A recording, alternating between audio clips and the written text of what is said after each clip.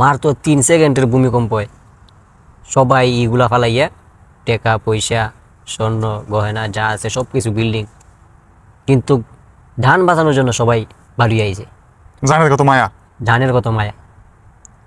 কিন্তু ওই কিয়ামতের দিন মানুষ কিভাবে বাঁচবো সে চিন্তা করছে কেউ? কেউই চিন্তা করছে না।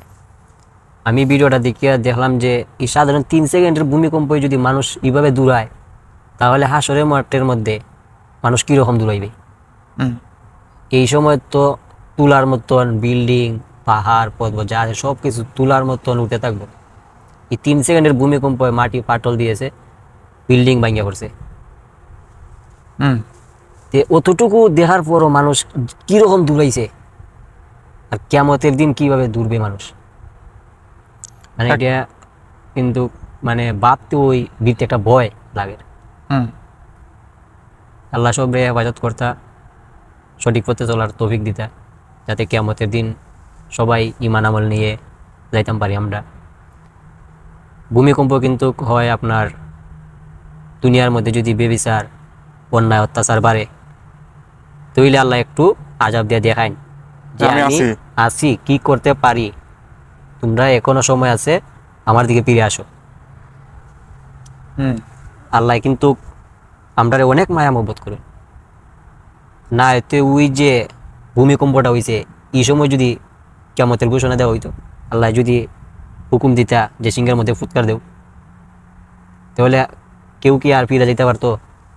সবাই তো শেষ কিয়ামত। আমরা তওবা করার সুযোগ থাকতো না, তওবা করার সুযোগ নেই।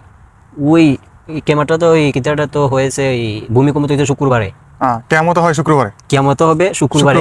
এমন সময় এমন সময় না, যে কোনো সময় হবে, শুক্রবারে হবে। কিন্তু তো এটা তো শুক্রবারে আছিল, শুক্রবারে ছিল। যদি এই সময় যদি কিয়ামতটা হয়ে যেত, কি নিয়ে যেতাম আমরা? মানে আমাদের কি প্রস্তুতি আছে, আমরা যে মারা যাওয়ার পরে যে আমাদের একটা বিচার হবে, সেই নিয়ে তো আমাদের কোনো পেরেশানি নাই, কোনো চিন্তা নাই, কোনো চিন্তা নাই। দিব্যি ঘুরতেছি, চলতেছি, খাইতেছি, মানুষের টাকা নিয়ে মাইরা চলতেছি। কিভাবে মানুষের ঠকানো যায়, রাত দিন প্ল্যান করি, ঘুমের থেকে উঠলেই চিন্তা করি কারে আজকে ঠকানো যায়। হ্যাঁ, কার কাছ থেকে আজকে 5,000 সুদ নেওয়া যায়, ঘুষ নেওয়া যায়, মানে এই চিন্তায়।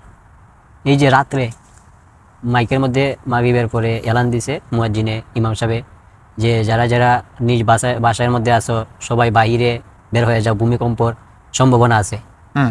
দেখলাম যে সবাই ওই সবকিছু তৈয়া আইয়া খেতা বালিশ নিয়ে ওই মাটির মধ্যে শুয়ে আছে।